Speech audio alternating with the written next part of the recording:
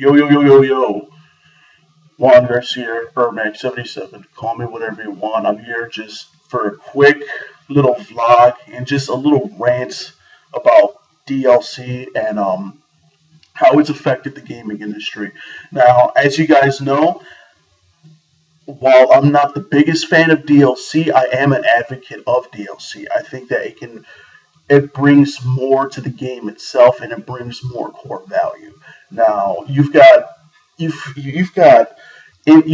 versions, you've got types of DLC that's very good, i.e., let's say Battlefield 3. Battlefield 3 has a good form of DLC. It's literally lasted about a good year and a half. It made the game last about a good year and a half, which is something you rarely see in a military shooter of this magnitude. As you guys know, Call of Duty only supplies their games with DLC for about the first 6 or 7 months, and then they finish the game. They don't do anything else to it. They don't even host clan matches the way they used to. In fact, the connection speed between the servers become worse because they're all rebuilding a pod for the next Call of Duty. And then you have, let's say, games like Rage, which is actually probably one of my favorite games of this generation. With it having a sucky storyline, it's still one of the best looking and best playing games of this generation. But a throwback review for this game will come up later. What I do want to talk about is the DLC that did come out about a few months ago. It's $4.99 and it adds on to the game. And Bethesda and id Software did something that was fantastic with it. But you do have what I would like to say are bad instances of DLC, and it comes in terms of season passes. Like, let's say, what's a great example? Borderlands 2. You purchase the season pass for Borderlands 2, you're granted all this access, and then what ends up happening?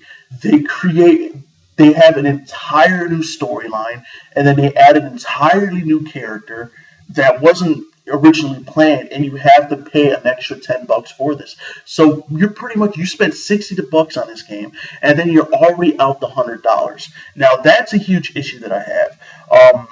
Obviously, Battlefield has an issue with this. EA has a big issue with this. I love Battlefield to death, but the first map pack, Back to Karkan, or even with Battlefield 4 coming out, you have a release. You're pre-ordering Battlefield 4, and you automatically get one of the map packs for free. If you had the map pack in development, put the fucking map pack in the game. There's no reason why I have to wait for China Warfare or whatever the fuck it's going to be called to put on Battlefield 4. I shouldn't have to wait for it to be a DLC. If it's already in development, if it's already been developed, it should already be in the game. And that's a form of anti-consumerism, and it's wrong. It's not right. All right, moving on. You have absolutely beautiful forms of DLC, and it comes into the terms of Elder Scrolls Skyrim. Skyrim has some of the best DLC you'll ever see in a video game. Expansions on storyline. As a matter of fact, come to think of it, the Fallout series, Bethesda's always made sure that they have some pretty decent DLC coming in. And Skyrim just sealed the deal. As you guys know, a few months ago, they've officially finished up everything that they were going to do with Skyrim. They're working on, their next big project. And that's actually pretty good. They're coming out, of course, with their Game of the Year editions, which is something that's fairly popular, which I'll bring up that topic in a minute. It's pretty interesting. It's really ridiculous. Activision and EA probably have the worst management of DLC of any of the publishers. I mean, oh my god.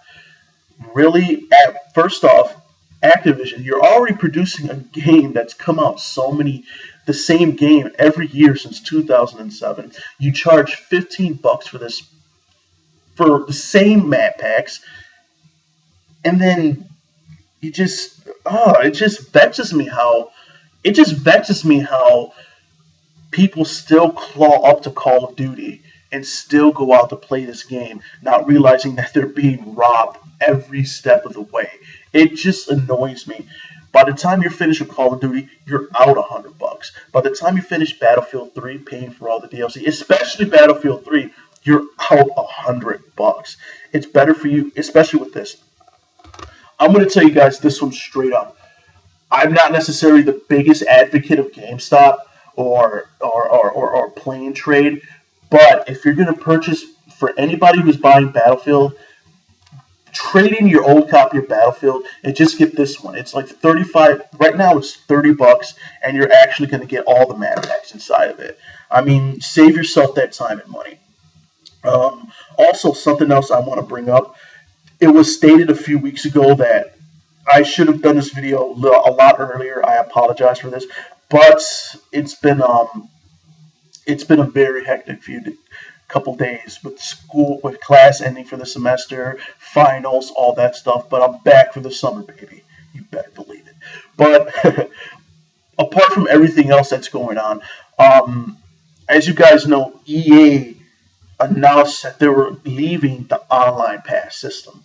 Now, with the leaving of the Online Pass system, I don't know if a lot of you guys gained speculation, but the next Xbox is coming around the corner around the same time they announced that. And now the Xbox One is online only, and EA has this new marketing plans, and they're in bed with Microsoft. I mean, I already saw this in the foreseeable future.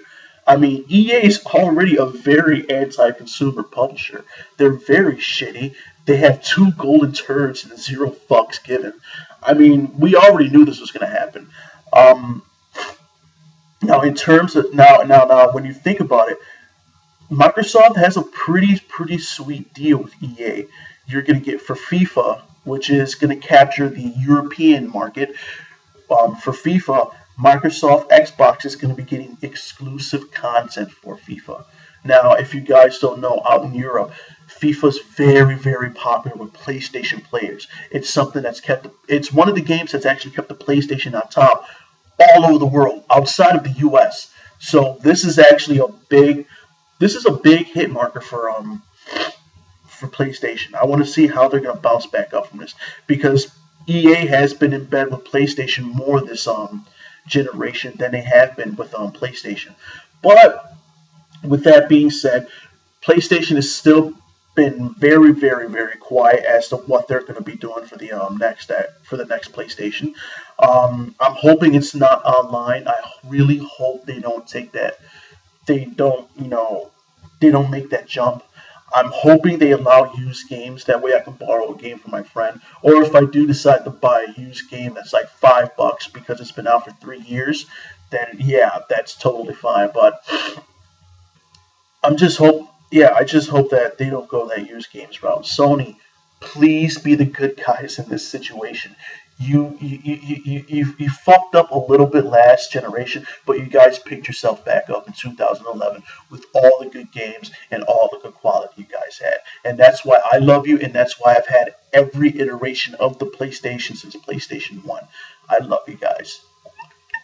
But back to the task at hand. I want to go back to Xbox. As you guys know, last video, I was not impressed with the Xbox One. I'm still not impressed with the Xbox One. It's a glorified cable box. I mean, do I care about NFL Sunday Ticket? No, I don't care about NFL Sunday Ticket. I care about who the fuck I'm going to noob to when I play Call of Duty or any other game I decide to play.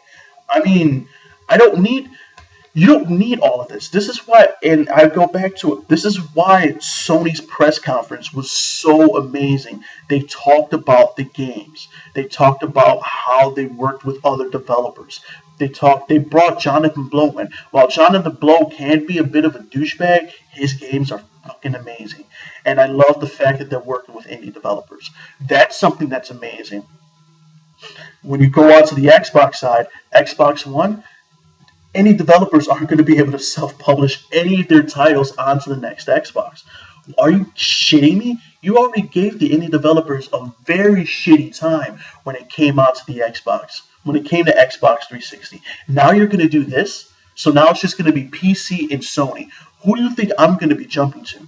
And I'm already hearing that prices for the next Xbox is going to be $700. Not while it's online all the time. That means that I have a fucking shitty ass console just sitting right there, and it's not going to be playing a goddamn thing because I have to pay $60 a fucking year just to watch Netflix. And that's the reason why my Xbox hasn't been turned on the past few months. My Xbox 360 hasn't been turned on the past few months because I have to pay $60 goddamn dollars a year or $12 a month in order to keep my Xbox on. While my PlayStation, all I have to have is a goddamn internet connection, and I can watch Netflix like that, and I get better HD service than anyone else. So I say this to Microsoft: grow the fuck up. Stop using that shitty anti-consumer publishing rights, whatever you want to call it. EA, stop being shitty. Activision, stop being shitty. Who else is there? Gearbox. I have a huge beef with you guys because I had so much faith in you guys when it came to Aliens, Colonial Marines, and you open up that. It's like your developers just open up the fucking hard drives of the computers you were working on and just shat in a fucking game. Are you serious? It was not the game we saw at E3. Not the game at all. And I'm still upset about that. I mean, Jesus Christ. $60 of hard-earned money I spent on a golden turd. Gearbox, I'm just going to go ahead and say this right now. You guys are already going through very, very, very shitty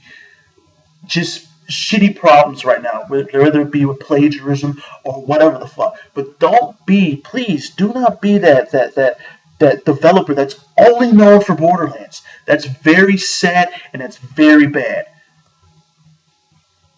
Just leaving that alone. Jesus Christ, I'm actually livid right now. But Urmax77, Juan Garcia, Ninja Pop News, leave your comments below. Just let me know what you guys think about DLC, EA, just anything that I've talked about. Because honestly, it's a really, really dark day for gamers. Really dark.